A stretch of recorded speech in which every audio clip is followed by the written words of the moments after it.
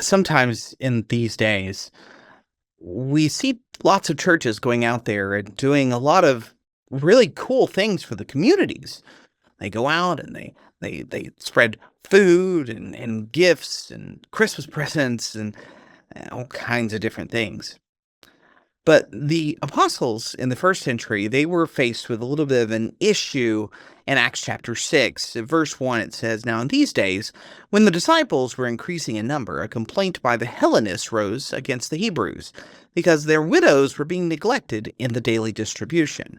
Now, this is still during the time of Pentecost, where all these people are together and they're staying in Jerusalem. They're kind of over their vacation limit, you might say. They're there traveling. But we have some people who were Hellenists, the Greeks, who had joined the church, and the church was there and needed to help them for lots of different reasons. And they were being overlooked, and something needs to be done. They needed to have some sort of oversight over this. And the 12, verse 2, and the 12 summoned the full number of the disciples and said, "It's not right that we should give up preaching the word of God to serve tables."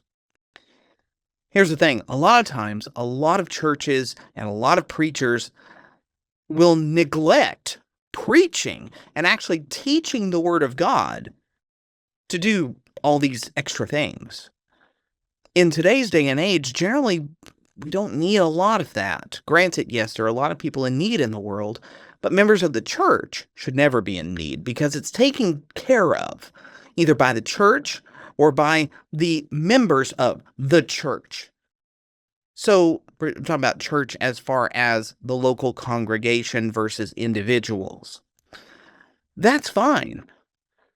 But what's the paramount import? We should be preaching the word of God, no matter what. And the apostles, at this point, they're apostles, said, we're not going to stop doing this. We're not going to take any time away from preaching to go do all these other things. And they appointed Stephen, as well with several others who will eventually be called deacons, to take care of the problem. So as we go through life, remember, what's most important? The answer is preaching and teaching the Word of God. Have a great day.